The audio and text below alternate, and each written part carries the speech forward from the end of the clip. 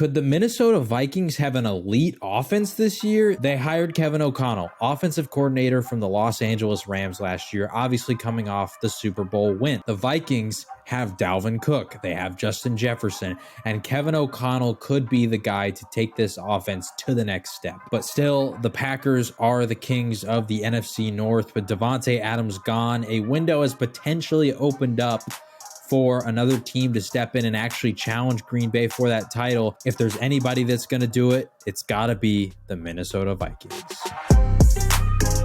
We are on the road to 1,000 subscribers, so if you want to see NFL content from us every single week, click the subscribe button and don't forget to like the video. Now we move on to the Minnesota Vikings, one of the teams that are kind of going through, finally made some front office decisions, let go of head coach Mike Zimmer, brought in Kevin O'Connell from the Rams, and also a new GM as well, which I apologize if I mispronounced his name, but Kosi Adofo-Mensah, I think he's from the Browns, I believe. So always interesting whenever they bring in new GM, new head coach. So it means they'll probably be there for a couple of years at least. But in regards to who else they brought in edge rusher Zadarius Smith, linebacker Jordan Hicks, cornerback Chandon Sullivan, traded for defensive lineman Ross Blacklock, who was a third-round pick from the Texans a couple of years ago. Also grabbed Jalen Reagor on a discount. And then this draft, they grabbed safety Lewis Seen in the first round. Also grabbed cornerback Andrew Booth Jr. in the second, who I was kind of high on. And then guard Ed Ingram also in the second round as well. And then departures, lost linebacker Anthony Barr, went to John's Cowboys. Defensive tackle Sheldon Richardson, and then edge rusher Everson Griffin as well. So, John, what are your thoughts on the Vikings and how this new regime will do in year one?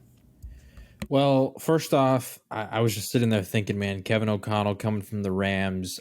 I wonder if we could see how many coaches at this point in the NFL, head coaches, stem back from the Mike Shanahan coaching tree during his time in Washington, because obviously he was there.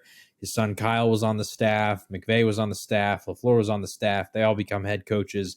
And now they got guys who are getting stolen. Nathaniel Hackett, from the Packers, he went over to the Broncos.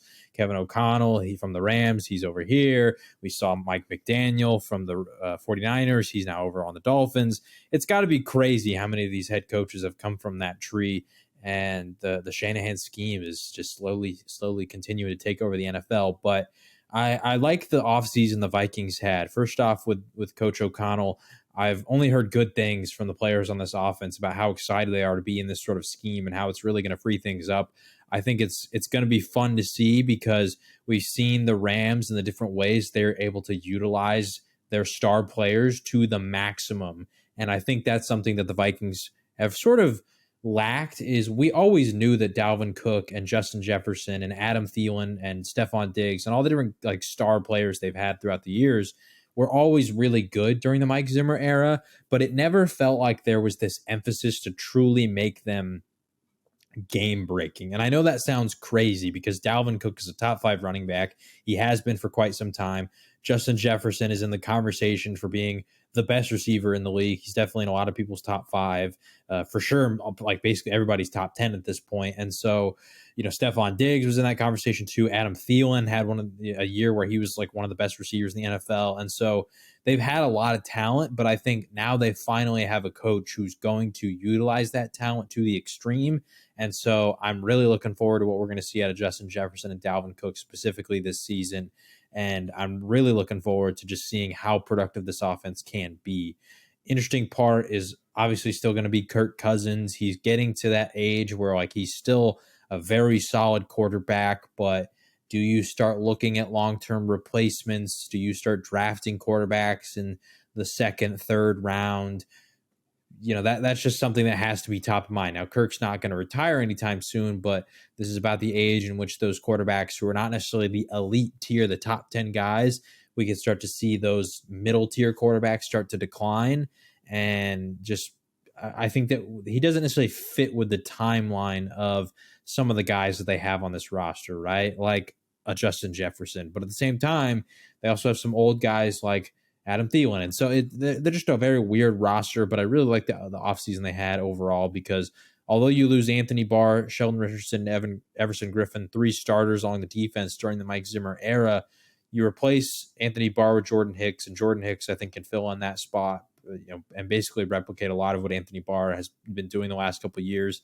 You replace Everson Griffin with Zadarius Smith. I think that's an upgrade. Everson Griffin, he hasn't been as productive as he was a couple of years ago, and also he's just been dealing with some off the field mental health issues, and so we wish him the best, but I think that getting Zadarius, that can just be a more solidifying presence, both in terms of his actual production, but also just his locker room presence. And you lose Sheldon Richardson, but you get Ross Blacklock from the Texans, and I don't think he's going to be as good as Sheldon Richardson, but he's a lot younger, and so he can definitely continue to grow and get better. And then in the draft, we just talked about the Packers adding Georgia products. You get Lewis Seen from Georgia, safety. I really like that because I think that's going to allow them flexibility as Harrison Smith continues to get older and decline, because obviously he has been basically the leader of that defense for quite a long time throughout the Mike Zimmer era, and he's getting up there in age at this point. He's still playing really well, but you got to start looking towards the future. And if you want to maintain that solid production in the back end, you should draft the replacement sooner rather than later, start to get him in the mix. Let Harrison Smith mentor him while he's still playing at a high level, and then Lewis Sine can slowly take over while also, playing alongside Harrison Smith, and they could be a great duo. And then I love the pick of Andrew Booth Jr. He was in my top 5 corners. I think I had him at number 4. There was 3 or 4. I think he was 4.